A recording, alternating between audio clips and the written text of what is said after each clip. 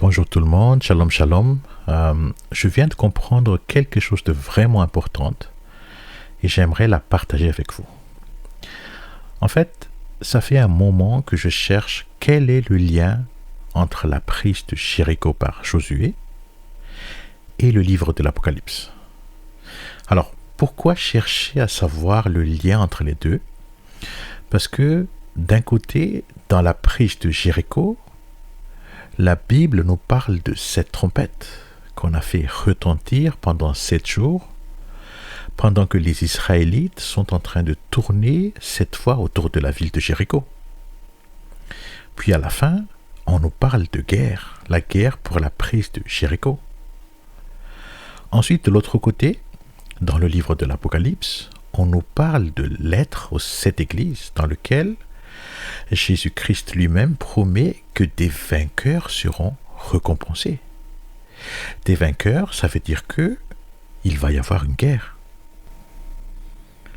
Puis, on nous parle aussi de 7 trompettes. On nous parle aussi des 7 coupes de la colère des dieux. Donc, en mettant les deux côte à côte, logiquement, quelque part, il y a sûrement un lien entre les deux. Logiquement, ce qui s'est passé pendant la prise de Jéricho par Josué, cet événement pourrait être une prophétie de ce qui va se passer à la fin des temps. Ce qui s'est passé à Jéricho, peut-être que ça va nous aider à mieux comprendre et de manière plus claire les 7 trompettes du livre de l'Apocalypse. Quelles sont les connexions entre la prise de Jéricho et le livre de l'Apocalypse? Voilà la question à $1 million. Donc voilà, je vais vous montrer ce que j'ai trouvé. En premier point, allons voir tout d'abord le récit de la prise de Jéricho. Je vous conseille de lire en entier Josué chapitre 6, comme ça, vous allez avoir une vue d'ensemble de ce qui s'est passé en détail. Par contre, pour des questions de temps, je vais me focaliser uniquement aux versets les plus importants. Josué 6, verset 2. Et l'Éternel dit à Josué, « Regarde, j'ai livré entre tes mains Jéricho, et son roi, et ses hommes forts et vaillants. » Donc, on va noter tout ça, la ville de Jéricho, le roi de Jéricho, les hommes de Jéricho. Je continue du verset 3 au verset 5. Il dit, « Vous tous donc, hommes de guerre, vous ferez le tour de la ville en tournant une fois autour d'elle. Tu feras ainsi durant 6 jours. Et 7 sacrificateurs porteront 7 corps de bélier devant l'arche. Mais au 7e jour, vous ferez 7 fois le tour de la ville, et les sacrificateurs sonneront du corps. Et quand ils sonneront en long avec le corps de bélier, aussitôt que vous entendrez le son du corps, tout le peuple jettera un grand cri de joie, et la muraille de la ville tombera sous soi, et le peuple montera chacun vis-à-vis de soi. » Donc ça, c'est ce que le Dieu d'Israël a donné comme instruction à Josué. C'est comme ça qu'il faut procéder pour prendre la ville. Ensuite, je continue à partir du verset 8 au verset 11. Et quand Josué eut parlé au peuple, les 7 sacrificateurs qui portaient les 7 corps de bélier devant l'Éternel passèrent et sonnèrent des corps, et l'arche de l'alliance de l'Éternel les suivait. Et ceux qui étaient armés allaient devant les sacrificateurs qui sonnaient des corps. Mais l'arrière-garde suivait après l'arche, on sonnait des corps en marchant. Or, Josué avait commandé au peuple en disant, « Vous ne jeterez point de cris de joie, et vous ne ferez point entendre votre voix, et il ne sortira point un seul mot de votre bouche, jusqu'au jour que je vous dirai, jetez des cris de joie, alors vous le ferez. » Ainsi, il fit faire le tour de la ville à l'arche de l'Éternel, en tournant tout alentour une fois, puis ils revinrent au camp et y logèrent.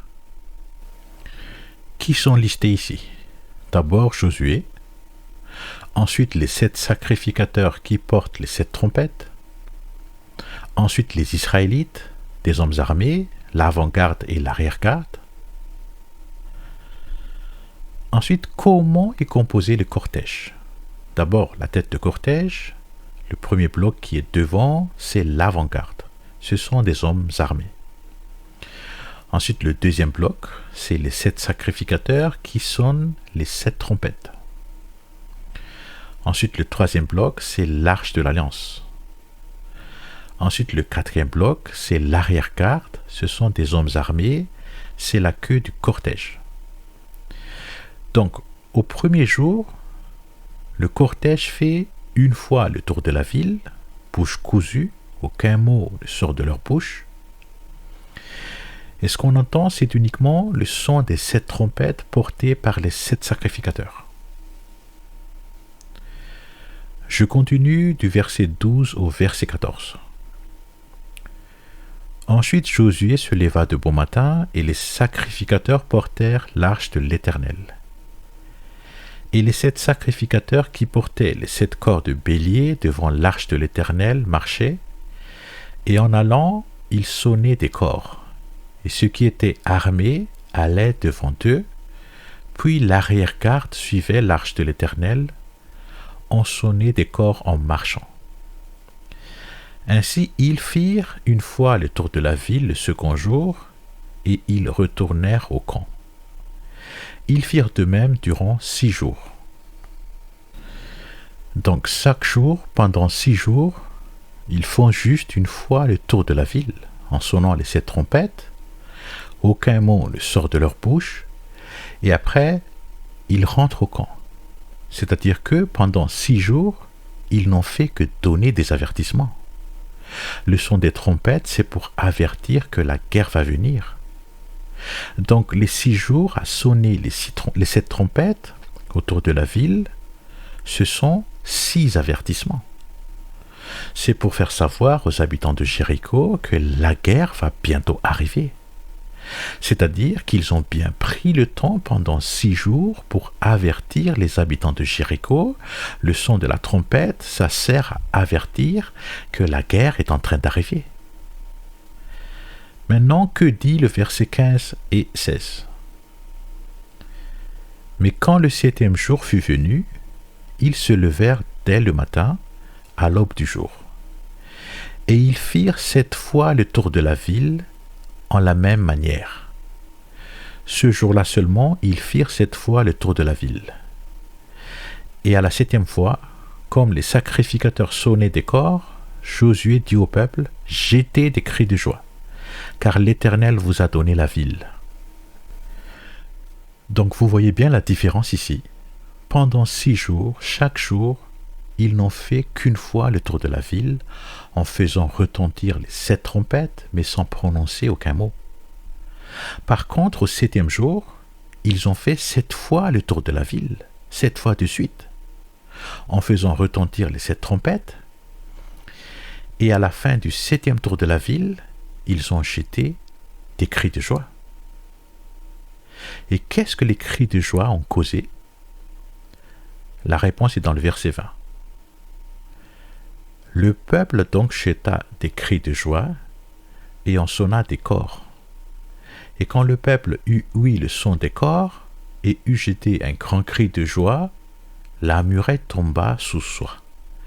Et le peuple monta dans la ville, chacun vis-à-vis de soi, et ils la prirent. Donc en fait, ce grand cri de joie qui est sorti de la bouche des Israélites, c'est ce qui a fait tomber le mur de Jéricho. Ça veut dire que c'est la voix qui est sortie de la bouche des Israélites, c'est la voix qui est l'arme qui a fait tomber la muraille. C'est la parole, la puissance de ce qui sort de la bouche, ce sont les mots qui ont fait effondrer le mur de Jéricho. Donc voilà le premier point, le récit de la prise de Jéricho. Maintenant, voyons voir qu'est-ce que ce récit prophétise. En deuxième point, que symbolise prophétiquement la ville de Jéricho? Deutéronome 34, verset 3 dit « Et le midi et la campagne de la plaine de Jéricho, la ville des palmes, jusqu'à Tsohar. Ça veut dire que Jéricho est appelée la ville des palmes, la ville des palmiers. On retrouve la même chose dans 2 Chroniques, chapitre 28, verset 15. Juste ce petit morceau du verset 15. Il dit « Et les amenèrent à Jéricho, la ville des palmes. » Donc Jéricho est appelée la ville des palmes, la ville des palmiers. Ensuite, question suivante. Que symbolisent les palmiers dans la Bible? Alors, il y a un verset bien connu des rabbins, Nombre 33, verset 9 dit « Et étant partis de Mara, ils vinrent à Élim, où il y avait 12 fontaines d'eau et 70 palmiers, et ils y campèrent. » Ce récit, c'est l'exode des Israélites avec Moïse. Ici, les 12 puits symbolisent les 12 tribus d'Israël, les Israélites, les Juifs. Ensuite, les 70 palmiers symbolisent les 70 nations du monde. Les 70 palmiers représentent les gentils. Donc, les palmiers symbolisent le monde. Le palmier est égal à le monde. Donc, pour revenir à Jéricho, Jéricho est appelé la ville des palmiers, et palmier est égal à le monde. Donc, pour répondre à la question que symbolise prophétiquement la ville de Jéricho, Jéricho symbolise le monde. Jéricho est égal à le monde. Ensuite, en troisième point, si Jéricho représente le monde, donc qui symbolise prophétiquement le roi de Jéricho, les hommes de Jéricho, Josué, les 7 sacrificateurs et les Israélites? Alors là, je pense que vous connaissez la réponse. Le roi de Jéricho, c'est le roi qui dirige le monde en ce moment. Donc le roi de Jéricho, c'est le symbole de Satan. Ensuite, les hommes de Jéricho, ils symbolisent les habitants dans toutes les nations du monde. Ensuite, qui symbolise Josué? En fait, en hébreu, Josué, c'est Yehoshua. Yehoshua. La prononciation est très proche de Yeshua. Yeshua, c'est Jésus-Christ. Il faut savoir que Josué, avec les 12 tribus, ils ont fait la conquête de la terre promise. Comme Jésus-Christ avec les 12 apôtres, ils ont prêché la bonne nouvelle du royaume de Dieu partout dans la terre promise. Jésus-Christ et les 12 apôtres, ils ont fait la conquête spirituelle de la terre promise. Donc Josué, il est la préfiguration de Jésus-Christ. Ensuite, qui symbolise les 7 sacrificateurs qui sonnent les 7 trompettes? La réponse est facile. Il symbolise prophétiquement les 7 anges qui sonnent les 7 trompettes dans le livre de l'Apocalypse. Ensuite, qui symbolise les Israélites, des hommes armés qui prennent la ville de Jéricho? Les Israélites, ils symbolisent les 7 églises dans le livre de l'Apocalypse. Je répète, les Israélites, des hommes armés qui attaquent la ville de Jéricho, ils symbolisent les 7 églises dans le livre de l'Apocalypse. Ça veut dire quoi? Ça veut dire que les 7 églises vont livrer des combats. Ce sont eux les héros de la guerre contre le mal qui va se tenir pendant la grande tribulation. Ce sont eux les acteurs favoris qui vont mener jusqu'à la victoire lors des combats pendant la grande tribulation. Ce que je suis en train de vous dire maintenant va certainement choquer certains d'entre vous, surtout ceux qui croient qu'après l'enlèvement, ils vont passer des vacances tranquilles dans les cieux pendant ces temps et qui pensent que c'est uniquement au retour de Jésus-Christ sur terre qu'ils vont livrer des combats contre la bête et le faux prophète. Écoutez bien ce que je vais dire. L'enlèvement, oui, il y aura l'enlèvement, très certainement, mais ce sera uniquement l'enlèvement des premiers fruits. Les premiers fruits seront présentés par Jésus-Christ dans les cieux devant le trône de Dieu. Ce sera la célébration dans les cieux de la fête des premiers fruits. Et après cette célébration, les premiers fruits vont revenir sur terre pour mener le combat contre le mal, pour prêcher, pour enseigner le royaume des cieux pendant la grande tribulation. Je suis sincèrement désolé pour ceux qui croient qu'ils vont être enlevés pour ensuite assister aux noces de l'agneau et penser rester dans les cieux pendant 7 ans pour consommer le mariage. Non, non, non, non, non. Ça ne va pas se passer comme ça. Je suis désolé, ce n'est pas biblique. Alors, je vais publier prochainement une nouvelle vidéo dans laquelle je vais expliquer en détail que les premiers fruits seront enlevés pour célébrer la fête des premiers fruits dans les cieux, mais qu'après, ils vont revenir sur terre pendant la grande tribulation. Je vais montrer que les 7 églises vont toutes être présentes ici sur terre pendant la grande tribulation pour pêcher le maximum de gros poissons, pêcher des hommes. Tout ça sera dans une nouvelle vidéo à part, mais dans cette vidéo, je vais vous donner le résumé, quelques raisons pourquoi les 7 églises seront sur terre pendant la grande tribulation. Première raison, les noces de l'agneau. C'est dans Apocalypse chapitre 19, et le chapitre 19, c'est à la fin de la grande tribulation. Ça veut dire que les noces de l'agneau, c'est à la fin de la grande tribulation. Il faut savoir qu'à la fin de la grande tribulation, il y aura d'abord la moisson de la terre. Ça, c'est l'enlèvement de l'épouse au complet. Ensuite, il y aura les noces de l'agneau dans les cieux. Et après les noces de l'agneau, Jésus-Christ va retourner sur terre, monter sur le cheval blanc. Et son épouse aussi va l'accompagner. Une armée d'anges va aussi l'accompagner. Donc tout ça veut dire que les noces de l'agneau seront célébrées à la fin de la tribulation et non pas au début ni au milieu. Ensuite, deuxième raison, dans Jean 20, verset 17, Jésus dit à Marie, « Ne me touche point, car je ne suis point encore monté vers mon Père.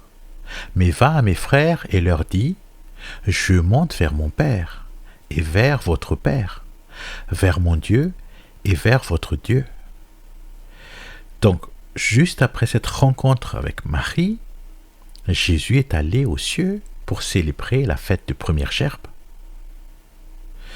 Puis le verset 19 dit que le soir de ce jour-là, qui était le premier de la semaine, donc le soir du dimanche de sa résurrection, Jésus vint et fut là au milieu d'eux, et il leur dit que la paix soit avec vous.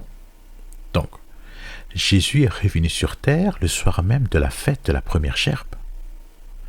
Puis le verset 30 dit, Jésus fit aussi, en la présence de ses disciples, plusieurs autres miracles qui ne sont point écrits dans ce livre. Donc, une fois revenu sur terre, Jésus-Christ a continué à faire des miracles, mais bizarrement, Jean n'a donné aucun détail. Pourquoi? Parce que c'est un secret. Ensuite, Acte 1, verset 3 dit, « Il se présenta soi-même vivant avec plusieurs preuves assurées, étant vu par eux durant 40 jours, et leur parlant des choses qui regardent le royaume des dieux. » Ça veut dire qu'après sa résurrection, le Seigneur Jésus a continué à enseigner le royaume des dieux pendant ces 40 jours, mais bizarrement, Luc n'a donné aucun détail. Pourquoi? Parce que c'est un secret. 40, le chiffre 40. Que symbolise le chiffre 40? 40 symbolise l'épreuve, et l'épreuve, c'est la tribulation. Ça veut dire que le Seigneur Jésus, d'après Jean 20, verset 17, il est monté vers son Père le jour de sa résurrection, il a assisté à la fête de la première gerbe dans les cieux, puis le soir du même jour, d'après Jean 20, verset 19, il est revenu sur terre. Puis, il a fait des miracles d'après Jean 20, verset 30. Il a enseigné le royaume de Dieu pendant 40 jours, d'après Acte 1, verset 3. Puis, le jour de l'Ascension, il est retourné vers son Père. Vous voyez ce cheminement-là? C'est ça le chemin secret de Jésus-Christ. Et ce chemin-là a été gardé en secret pour que Satan ne le comprenne pas. Ce chemin secret, c'est ce que les premiers fruits vont aussi emprunter. Ils vont aussi suivre ce même chemin que Jésus-Christ. Ça veut dire quoi? Ça veut dire qu'au jour de l'enlèvement des premiers fruits, ceux qui sont sous la terre vont ressusciter et ceux qui sont vivants seront transformés. Ensuite, ils vont monter au ciel pour assister à la fête des premiers fruits dans les cieux. Ensuite, après la fête, ils vont revenir sur terre pour être présents pendant la grande tribulation. Ils vont enseigner le royaume de Dieu, ils vont faire des miracles exactement comme ce que Jésus a fait pendant les 40 jours sur terre après sa résurrection. C'est d'ailleurs pour ça que Jean chapitre 21 prophétise ce qui va se passer pendant la grande tribulation. Les 7 disciples qui vont pécher, en fait, ce sont les 7 églises. Et Pierre, c'est le symbole de l'église de Philadelphie. Pierre prend le lead, il dit aux autres, je vais pécher, et les autres disciples le suivent. Et ce sera pareil pendant la tribulation. Ce sera l'église de Philadelphie qui va prendre le lead, et les 6 églises vont la suivre. Il faut savoir que l'église de Philadelphie fait partie des premiers fruits, donc avec des corps glorieux, capables de traverser le mur, capables de disparaître, capables de cacher le vrai visage pour qu'on ne puisse pas reconnaître qui est-ce, exactement comme le corps de Jésus-Christ après sa résurrection. Le récit de ce chapitre 21 dit que les 7 disciples dans la barque, une fois qu'ils ont attrapé des poissons, Pierre s'est jeté à l'eau pour rejoindre le Seigneur Jésus, tandis que la barque contenant 153 gros poissons et 6 disciples rejoignent le rivage. Écoutez-moi bien, cette barque contenant 153 gros poissons et 6 disciples, cette barque est le symbole de l'enlèvement à la fin de la grande tribulation. Ce qui veut dire que les 6 églises ne seront enlevées qu'à la fin de la grande tribulation, avec les 153 gros poissons qui symbolisent les gens sauvés pendant la grande tribulation. Ensuite, troisième raison, la prophétie de Joseph, les 7 ans de grande abondance et 7 ans de famine de l'Égypte. Joseph, il a prélevé 1/5 de la récolte des 7 années d'abondance. Ce prélèvement du 1/5 que Joseph a mis dans le grenier de Pharaon, c'est ça l'enlèvement des premiers fruits que j'ai expliqué dans la vidéo numéro 3, puis ma vidéo numéro 4, puis ma vidéo numéro 5. Par contre, ce que je n'ai pas dit dans ces 3 vidéos, c'est le retour sur terre pour travailler pendant la grande tribulation. Ça, je ne l'ai pas dit dans ces 3 vidéos. Et pourquoi? Parce que je ne le connaissais pas encore à l'époque où j'avais fait ces 3 vidéos. Ensuite, en Égypte, lorsque les 7 années de famine ont commencé, Joseph, qu'est-ce qu'il a fait? Il a pris ses graines prélevées, ses premières graines stockées dans le grenier de Pharaon, et il les a vendues aux Égyptiens. Ces premières graines symbolisent les premiers fruits, et ils ont été vendus aux Égyptiens pendant les 7 années de famine. Et comme les 7 années de famine symbolisent les 7 ans de grande tribulation, ça veut dire que Jésus-Christ, ici symbolisé par Joseph, Jésus-Christ va aussi envoyer les premiers fruits sur terre pendant la grande tribulation pour pécher des gens, des nations, qui est ici symbolisé par les Égyptiens. Et ce qui est formidable dans cette histoire, c'est que même les fils de Jacob sont venus de Canaan pour acheter les premières graines de Joseph. Qu'est-ce que ça veut dire? Ça veut dire que pendant la grande tribulation, des Juifs du judaïsme vont écouter les prédications des premiers fruits. Des Juifs du judaïsme vont écouter l'enseignement de cette Église pendant la grande tribulation. Des Juifs du judaïsme vont se réconcilier avec Jésus-Christ pendant la grande tribulation. Exactement comme ce qui s'est passé entre Joseph et ses frères. Joseph, c'est Jésus-Christ, et les frères de Joseph, ce sont les Juifs du judaïsme. Vous voyez comment elle est belle, cette prophétie de Joseph, n'est-ce pas? Donc voilà, je vous ai donné le résumé des 3 raisons pourquoi les 7 églises vont être présentes sur terre pendant la grande tribulation. Donc pour revenir sur la prophétie de la prise de Jéricho, les hommes armés des Israélites qui jettent un grand cri de joie pour faire tomber la muraille et qui prennent la ville, ils symbolisent les 7 églises qui vont pécher des hommes, qui vont prononcer des paroles puissantes pour faire tomber la muraille de Satan dans le cœur des hommes. Les 7 églises vont prêcher le royaume de Dieu pour gagner le cœur des gens pendant la grande tribulation. Ensuite, en 4e point, que symbolisent les 6 jours à faire une fois le tour de la ville chaque jour et en sonnant les 7 trompettes pour avertir les habitants de Jéricho? Alors, ces 6 jours, ça symbolise une notion de temps. On pourrait traduire ces 6 jours en 6 périodes, qui peuvent vouloir dire 6 jours, ou 6 mois, ou 6 ans. Et si on prend en compte les 7 trompettes, sonner de la trompette veut dire avertir le peuple que la guerre est en train de venir.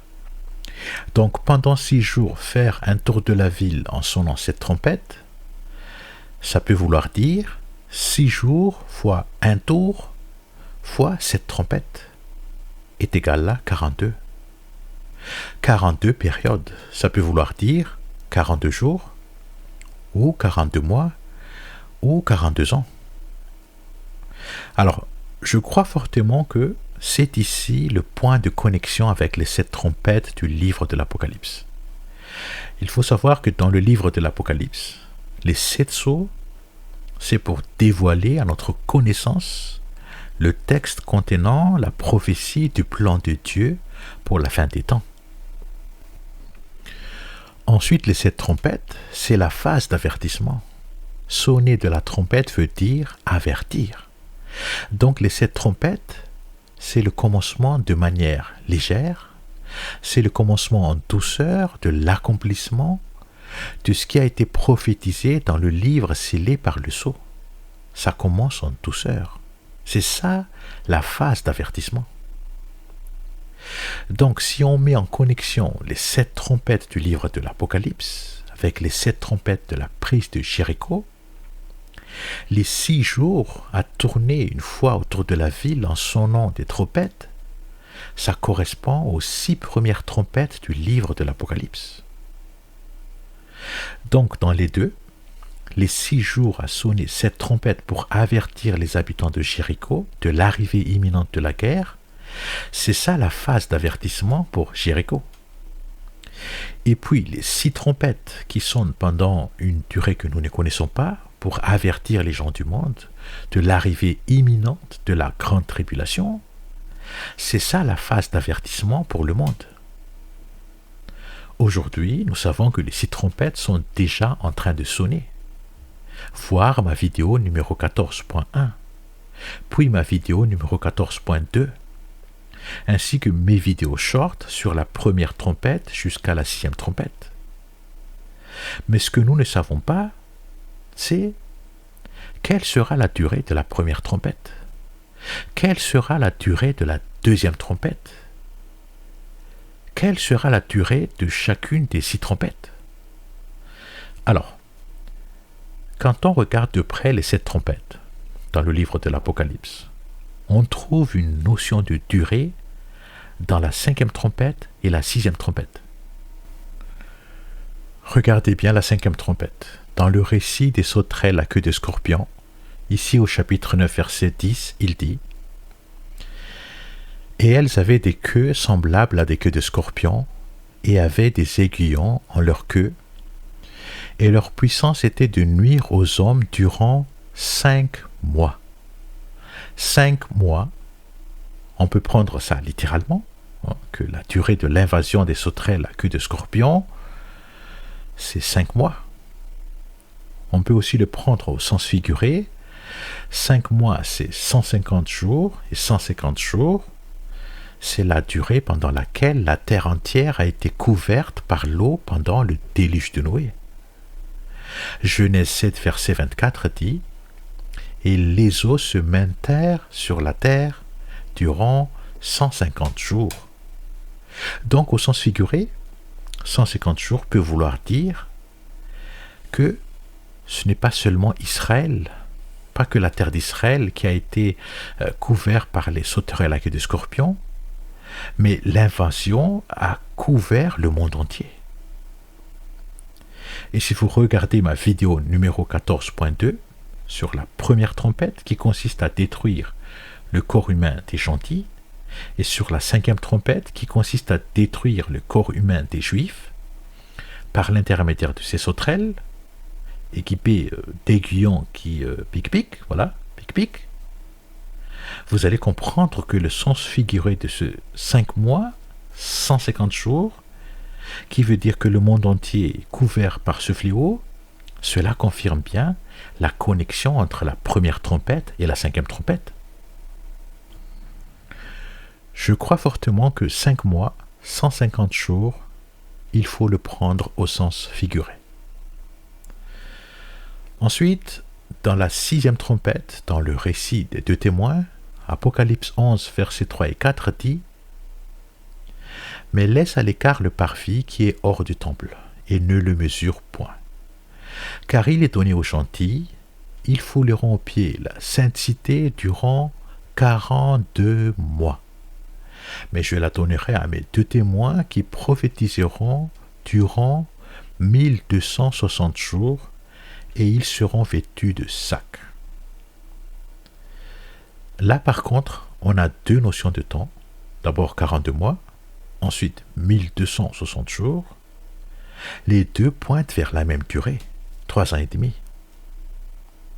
Et ce 42 mois de la sixième trompette, si on regarde du côté de la prise de Jéricho, la phase d'avertissement pendant la prise de la ville, on retrouve le même chiffre, 42.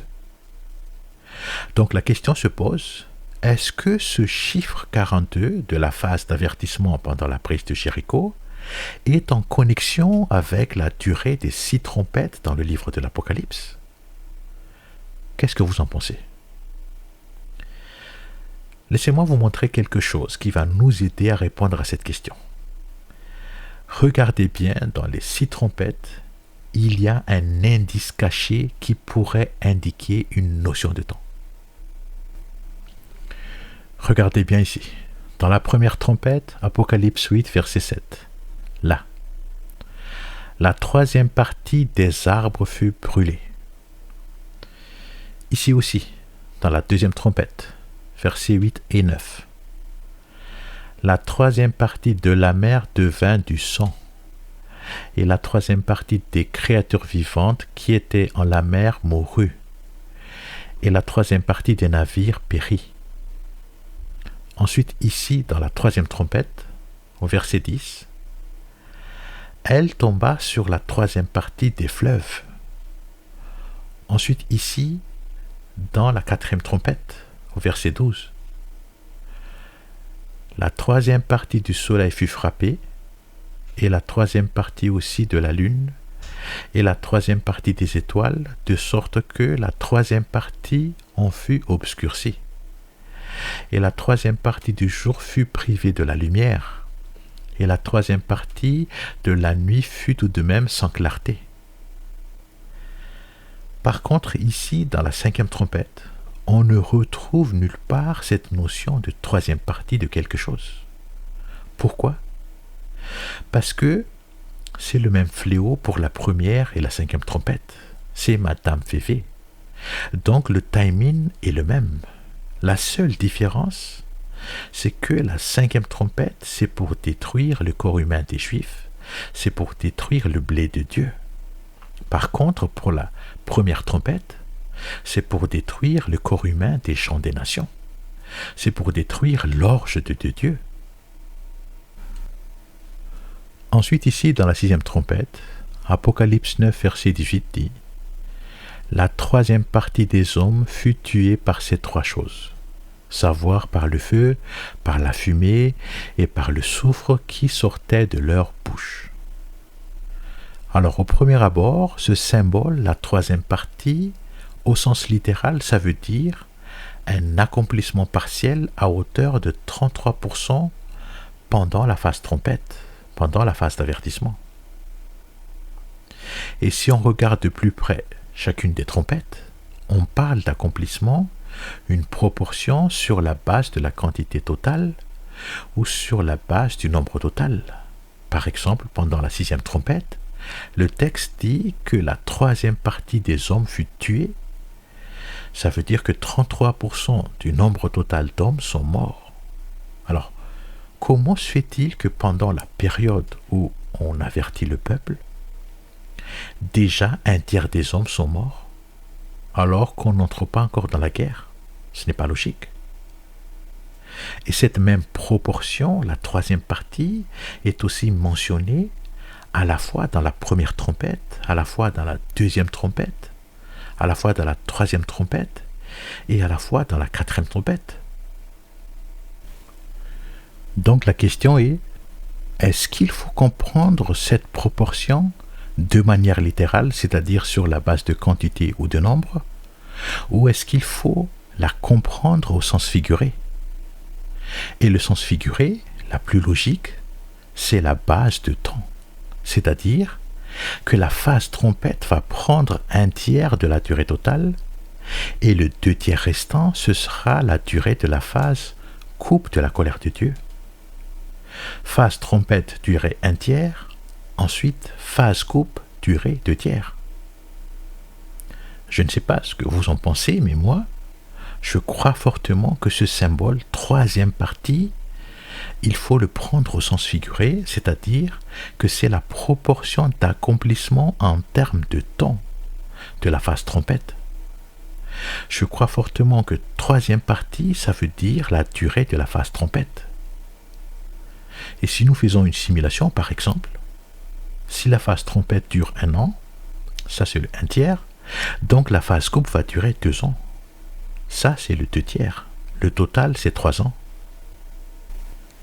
Simulation suivante, si la phase trompette dure 2 ans, le 1 tiers, donc la phase coupe va durer 4 ans, le 2 tiers. Donc total c'est 6 ans. Simulation suivante, si la phase trompette dure 3 ans, le 1 tiers, donc la phase coupe va durer 6 ans, le 2 tiers. Le total c'est 9 ans. Simulation suivante, si la phase trompette dure 3 ans et demi, le 1 tiers, donc la phase coupe va durer 7 ans, le 2 tiers. Le total c'est 10 ans et demi. Vous voyez cette dernière simulation? Cette dernière simulation, c'est le cas de la sixième trompette. Et pourquoi? Parce que la sixième trompette dit que ça va durer 42 mois. Puis il y est écrit, la troisième partie des hommes fut tuée par ces 3 choses. Ça veut dire que la proportion 1 tiers phase trompette et 2 tiers phase coupe est applicable. Et 2 tiers c'est 7 ans. Donc la sixième trompette va durer 3 ans et demi ou 42 mois. Et la sixième coupe de la colère de Dieu va durer 7 ans. Et 7 ans, c'est la dernière semaine du prophète Daniel. C'est la durée de la tribulation.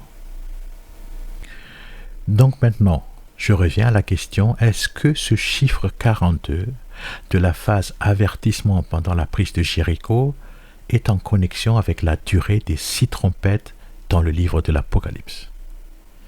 Alors, je crois fortement que ce chiffre 42 de la prise de Jéricho, ce chiffre est la durée maximale en nombre de mois de la phase trompette du livre de l'Apocalypse. Par exemple, la première trompette et la 5e trompette, Madame VV, a commencé en 2021. Donc, en prenant la durée maximale de 42 mois, la fin de la première trompette et la 5e trompette, c'est quelque part entre 2024 et 2025. On ne peut pas savoir quand exactement, puisque ça dépend quand est-ce que le Dieu d'Israël a marqué le début de la première trompette dans le calendrier divin. Ensuite, pour la deuxième trompette, on sait que la guerre Russie-Ukraine a commencé en 2022, et en prenant l'hypothèse que la fin des 7 coupes seront la même pour les 7, ça veut dire que la durée de la deuxième trompette sera inférieure à 3 ans et demi. Et la durée de la deuxième coupe, la troisième guerre mondiale, sera aussi inférieure à 7 ans. Ensuite, pour la troisième trompette, on sait que la guerre en Israël a commencé le 7 octobre 2023, donc la troisième trompette sera plus courte comparée à la deuxième trompette. Et aussi, la troisième coupe, le jugement de Jérusalem, sera plus courte que la deuxième coupe. Ensuite, pour la quatrième trompette, on sait que la montée de l'antisémitisme, ce vent anti-Israël et anti-juif, a commencé quelque part au moment où Israël a commencé à bombarder Gaza, quelques jours après le 7 octobre. Donc la quatrième trompette sera un peu plus courte comparée à la troisième trompette. Et pareil pour la quatrième coupe, le jugement des anti-juifs, par une vague de chaleur et par le soleil qui va brûler les gens. Donc la quatrième coupe sera aussi un peu plus courte que la troisième coupe. Ensuite, en cinquième point, le dernier, que symbolise le 7e jour de la prise de Jéricho pendant lequel les Israélites ont tourné 7 fois autour de la ville en sonnant les 7 trompettes. Alors, il y a 2 manières de le comprendre. La première, c'est l'imminence de la guerre. Parce que le 7e jour, le même jour, ils ont averti avec les sons des 7 trompettes et tout de suite après, ils ont attaqué.